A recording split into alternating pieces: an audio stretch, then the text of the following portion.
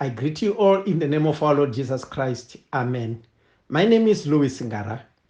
Our preaching today is centered on the story of Legion and is found in the Synoptic Gospels of Matthew, chapter 8, verses 28 to 34, Mark chapter 5, verses 1 to 20, and St. Luke's Gospel, chapter 8, verses 26 to 39. Shall we pray?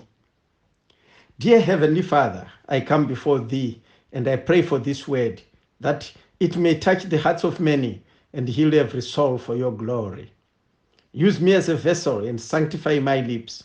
In Jesus Christ's name, Father, I pray. Amen. Just after Jesus showed power over nature, when he showed his authority over storms during the turbulent crossing of the Sea of Galilee, he came to the land of the Gadarenes, Gerasenes, probably reaching out to the Gentiles who tended to make a living out of the swine business, as we learn of swine herders. The Levitican law forbids Jews from eating the pig because it passes the hoof, but it does not chew the cud. So in the city of Decapolis, the city of 10 cities,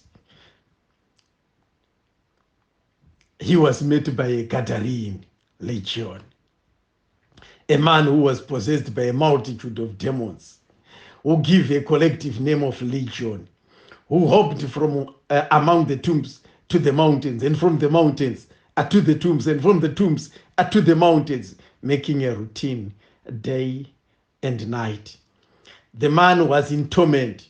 He had lost control of his life. Demons had taken over all his faculties. They inflicted harm on him, whereby the man could continuously cut himself with stones and cry out loudly with pain. All that man knew was pain, pain, pain.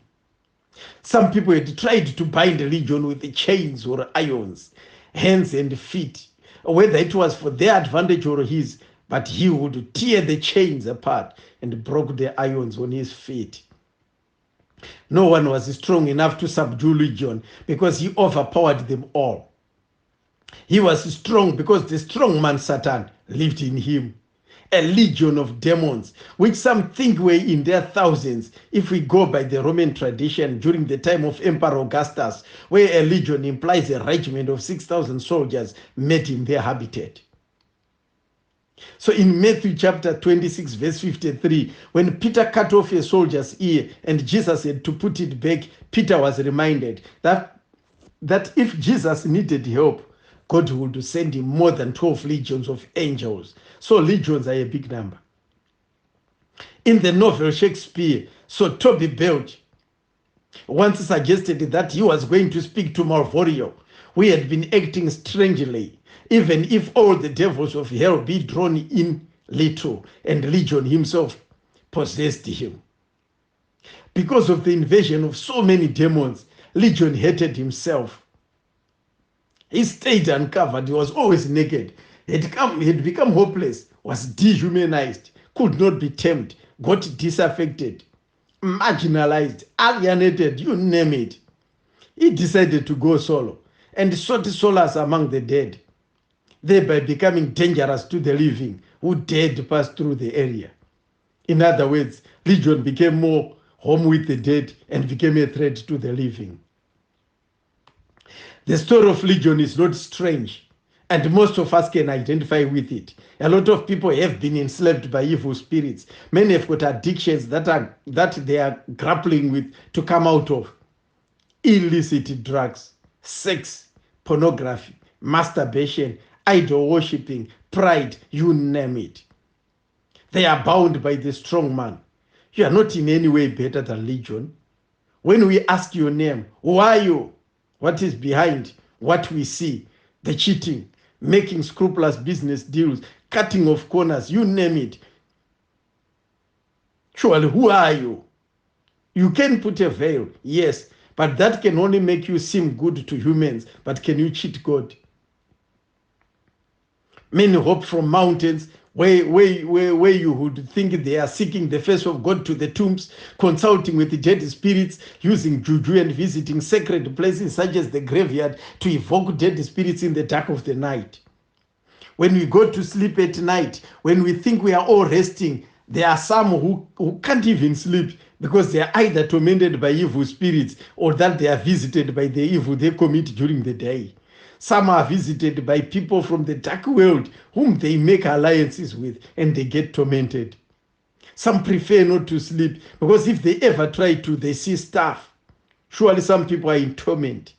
The devil wants to take control of our lives, just like what he did to Legion. For some who might want to play holy and view themselves as different from Legion, the Bible says, you were once dead. You were dead in your transgressions and sins. Ephesians 2:1.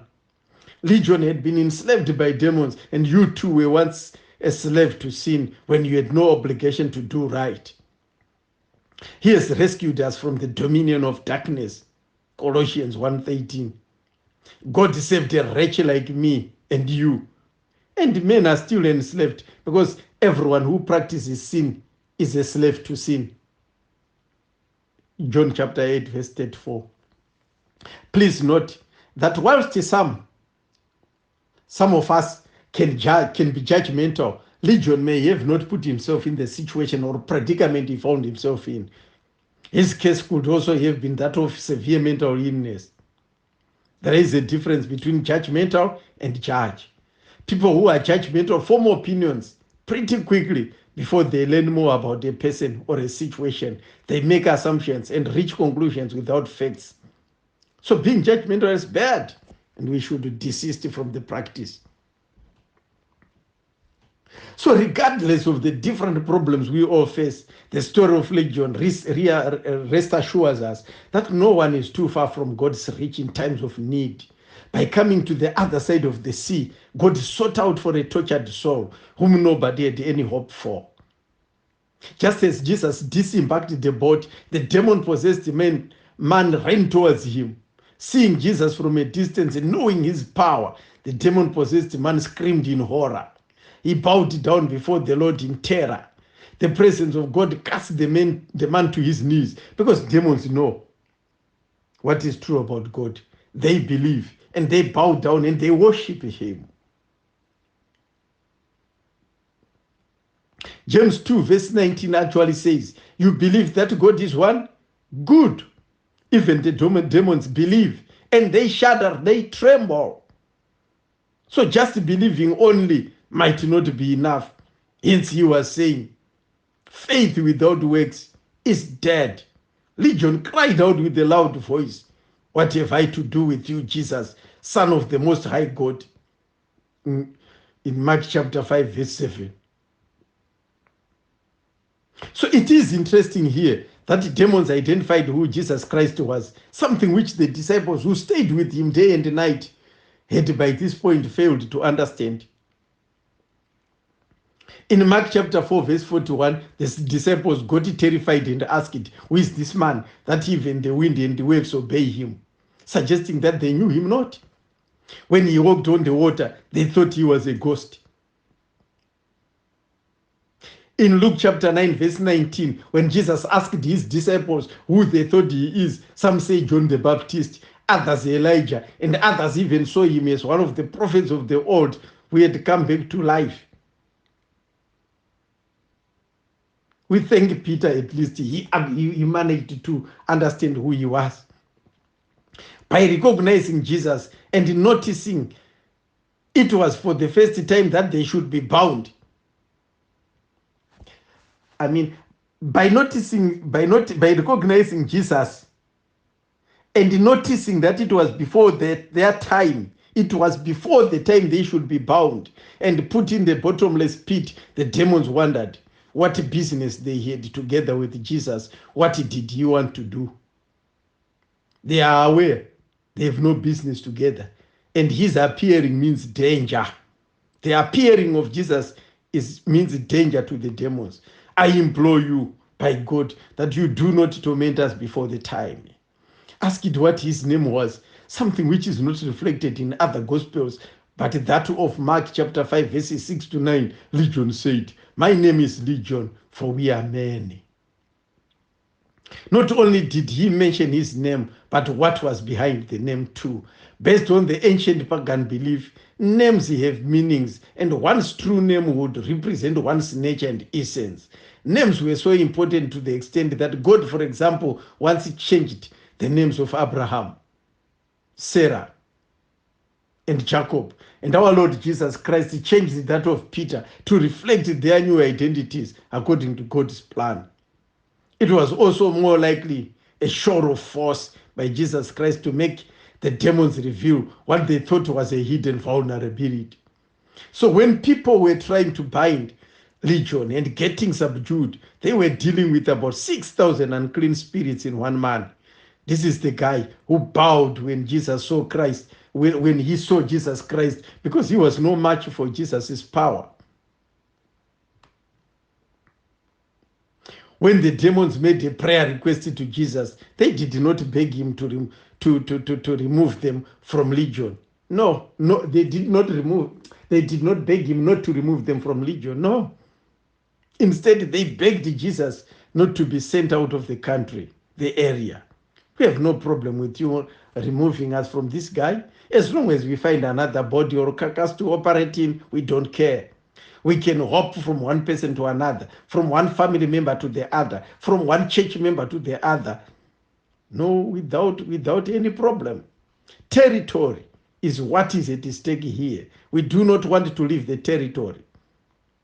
And this is so because demons are assigned geographical areas. The demons therefore asked to be sent into the swine.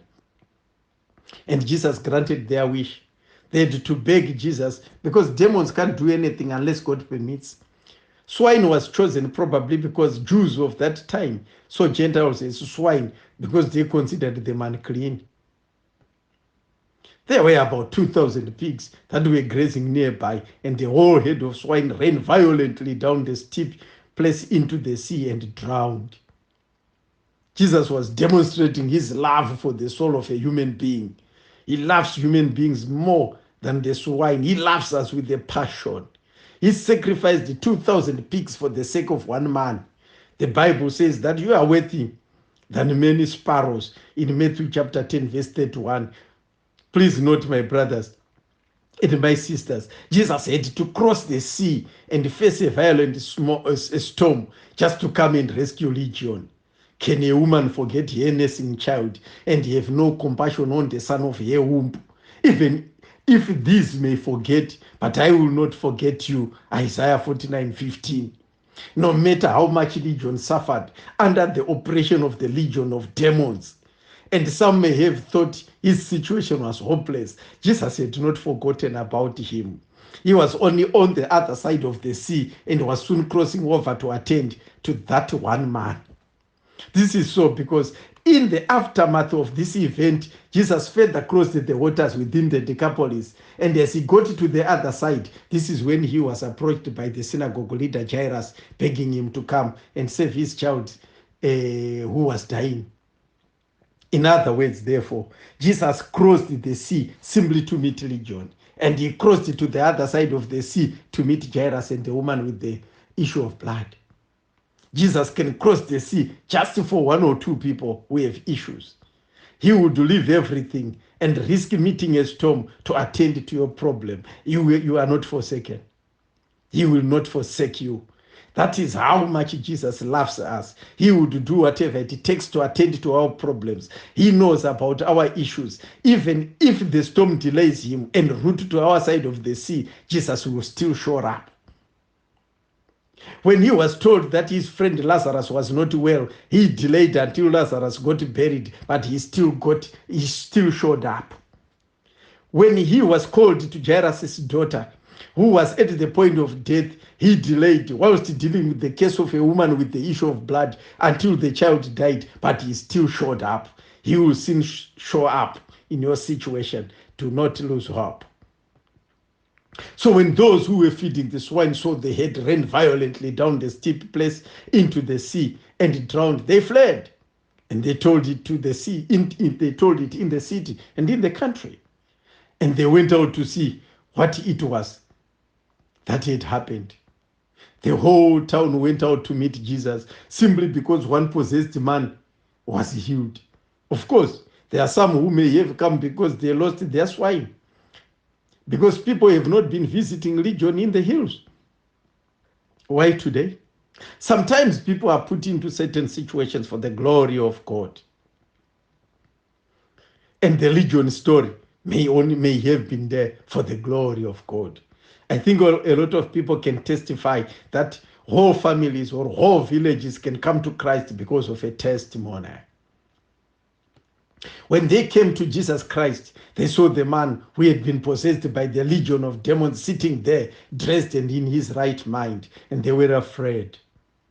Interestingly, the Gadarenes saw Legion cutting himself with stones and screaming among the tombs, and they were not afraid.